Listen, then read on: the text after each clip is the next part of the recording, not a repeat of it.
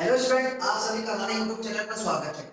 आज हम देखने जा रहे हैं मोस्ट इम्पोर्टेंट डेरिवेशन बिंदु आवेश के कारण किसी बिंदु आवेश के कारण किसी बिंदु पर उत्पन्न वैद्युत क्षेत्र की तीव्रता।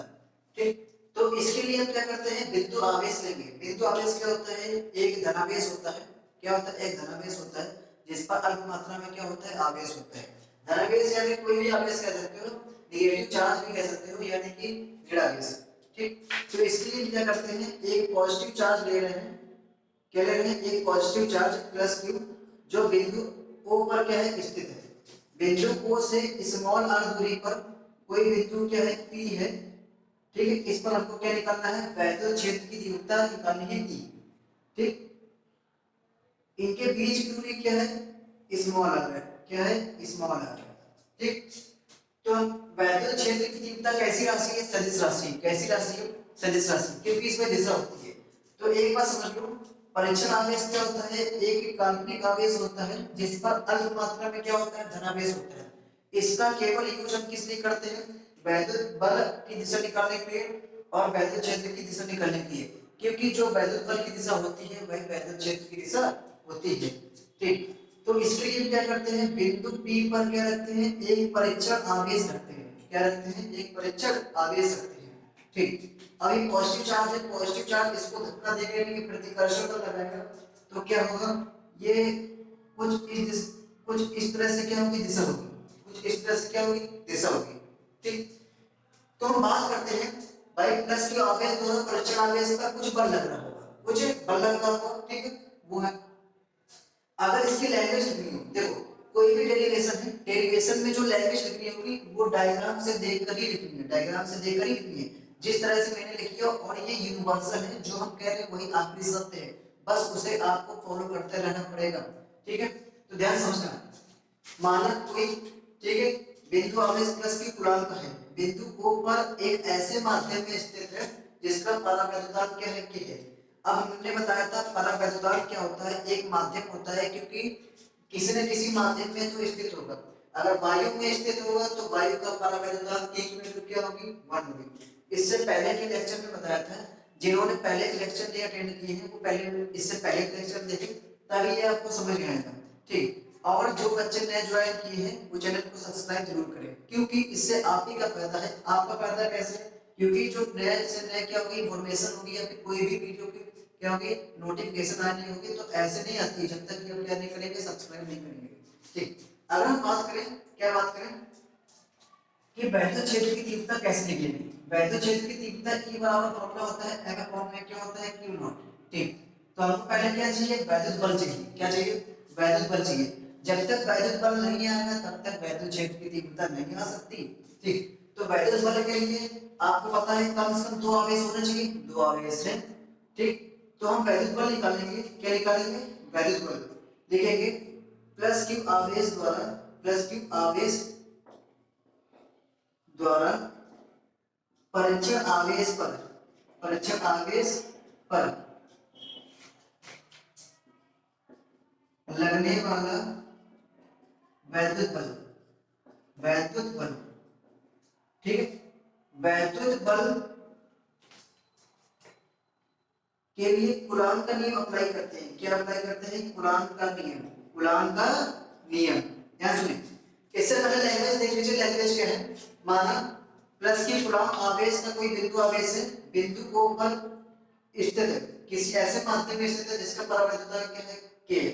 ठीक, बिंदु O से स्मॉल r दूरी पर कोई बिंदु P है जिस पर आपको क्या निकालनी है, वैद्युत क्षेत्र की तीव्रता। ठीक, इसके लिए क्या करते हैं, बिंदु P पर परीक्षण आवेश लेते हैं। क्या लेते हैं, बिंदु P पर परीक्षण आवेश लेते हैं। तो पहले ही हमको वैद्युत क्षेत्र की तीव्रता के लिए क्या चाहिए, वैद्युत बल चाहिए। क्या चाहिए, वैद्युत बल चाहिए। और वैद्युत बल निकालने के लिए हमको कूलॉम का नियम लगाना पड़ेगा, क्योंकि आपको पता है जब दो आवेशित कण होते हैं या फिर जब दो आवेश होते हैं तो उनके मध्य कौन सा बल लगता है, वैद्युत बल लगता है। तो वैद्युत बल के लिए क्या लगाएंगे, कूलॉम का नियम। कूलॉम का नियम F बराबर क्या है, 1/4 pi epsilon not K। Q1 Q2 होता है तो Q1 की वैल्यू क्या है, Q हो गई, और Q2 की वैल्यू क्या हो गई, Q नॉट हो गई, अपॉन में बीच की दूरी r स्क्वायर। ये हो गई इक्वेशन फर्स्ट। ठीक, ये बात हो गई वैद्युत बल की बात। अब हमको निकालना क्या है, वैद्युत क्षेत्र की तीव्रता। क्या निकालना है, वैद्युत क्षेत्र की तीव्रता।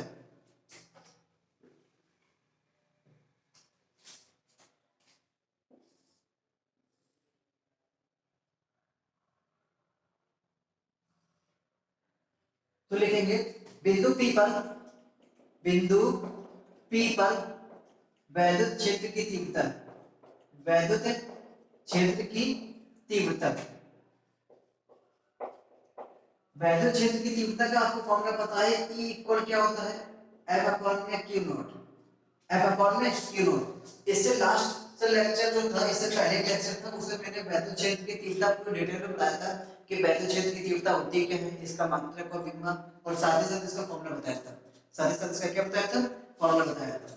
तो F का मान तो निकाल चुके हैं ना, तो F का मान इस बार पूछ लो तो क्या होगा, E इक्वल F की वैल्यू क्या है, 1/4 पाई एप्सिलॉन नॉट के Q into Q not upon में R स्क्वायर, और इसके अपॉन में Q नॉट तो है, ठीक। तो आपको दिख रहा होगा कि Q नॉट से Q नॉट क्या हो रहे हैं, कैंसिल हो रहे हैं, Q नॉट से Q नॉट क्या हो रहे हैं, कैंसिल हो रहे हैं। तो वैल्यू क्या बचेगी, E equal 1/4 pi epsilon not के इनटू Q अपॉन में R स्क्वायर, Q अपॉन में R स्क्वायर। ये बात हो गई वैद्युत क्षेत्र की तीव्रता का फॉर्मूला। मोस्ट इंपॉर्टेंट फॉर्मूला है, मोस्ट इंपॉर्टेंट फॉर्मूला। ये डेरिवेशन जरूर पेपर में, बोर्ड एग्जाम में किसी न किसी साइड में छपा हुआ मिलता है, गारंटी है, पूरा गारंटी, ठीक।